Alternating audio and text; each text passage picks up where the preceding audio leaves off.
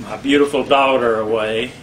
Again, I want to thank everybody for showing up on a cold morning like this and being here. So I won't take up any more of his time. It's all yours, Rand. Thank you.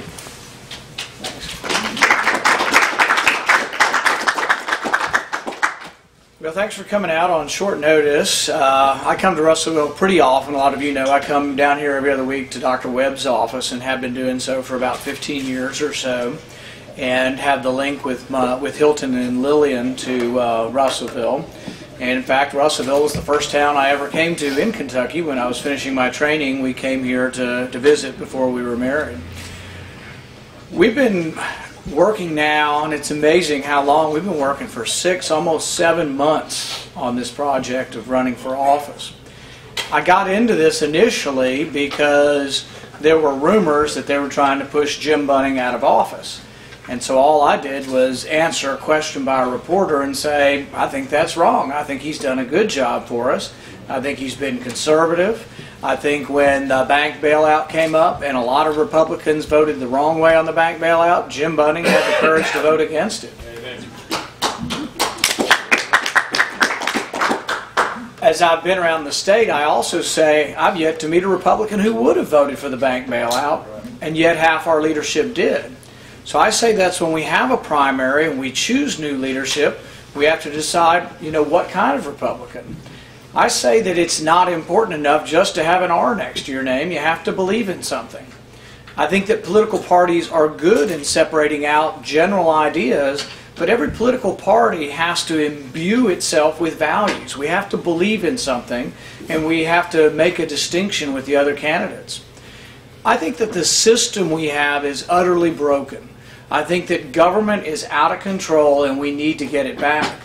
I say that because I think that pork barrel spending and this idea that you send someone to Washington to grab some of the goodies and bring them home is a bad notion, and it's what's bankrupting our country.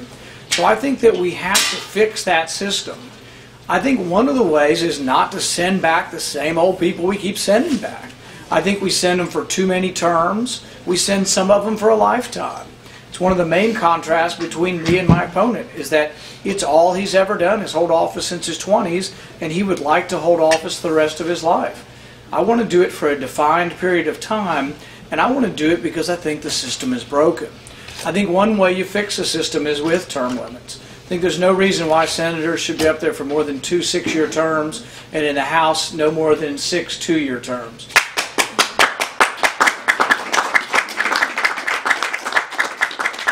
Something I talk a lot about, and it's the first thing I will introduce if I am elected. The second thing I think we need is I think we need rules.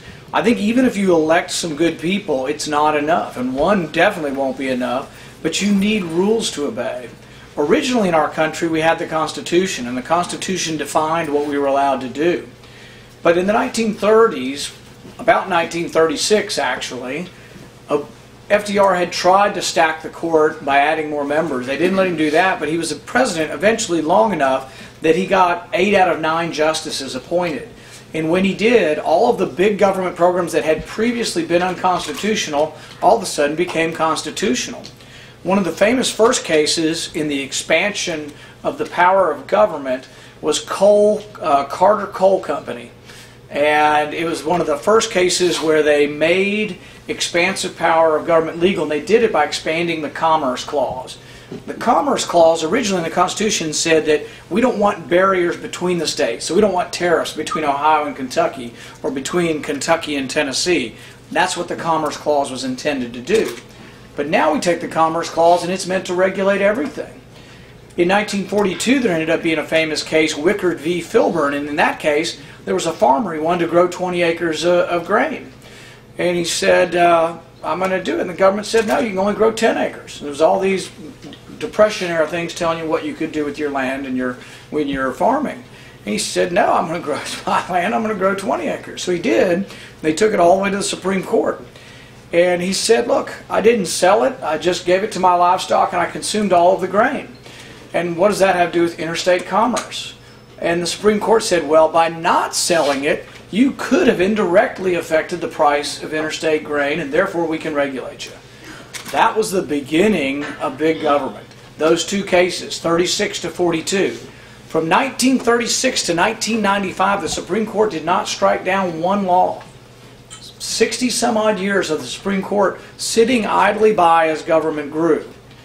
Before 1936, routinely, once or twice a year, government or Congress would become overreaching and try to do things that our founders said no to, and the Supreme Court would strike them down. That's what we've gotten away from. As a consequence of allowing government to grow and not having restrictions by the Constitution, we now have an out-of-control deficit. They go hand in hand. We do not obey any rules, so government does whatever the majority wants to do. Jefferson said that a majority rule or democracy would be mob rule, and it would be an awful thing if 51% of the people could decide the rights of the other 49%. There were rights enshrined in the Constitution that were unalienable. They can't be taken away from you. So if the majority of you want to get rid of free speech, you're not allowed to, because the Constitution prevents that. So we don't really have democracy, nor do we want it. But we've gotten more and more towards that because we are no longer a democracy restrained by a Constitution. This year the deficit will be close to $2 trillion. They're saying 1.4, but they're not counting a couple $100 billion for the war. They're also not counting a couple $100 billion they borrow from Social Security and from Medicare. The debt ceiling will go up $2 trillion and is going to be attached to a bill very soon. That's over 13% of our gross national product. This is the largest deficit we've had since World War II, and I think it may get to the point of being unsustainable and unmanageable. Meaning that interest rates are low now, but what if interest rates rise to 15% from all the new money that flooded into the system?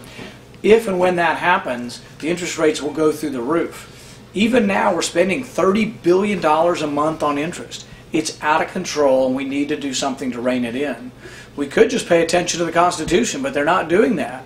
So I think we need more rules. I think term limits would be a new rule that would help, because you'd send people home after a while. The second thing I think that would help would be a balanced budget amendment. We've talked about it for 30 years. Probably everybody in this group would be for it. Probably 99% of Republicans are for it. Why does it never happen?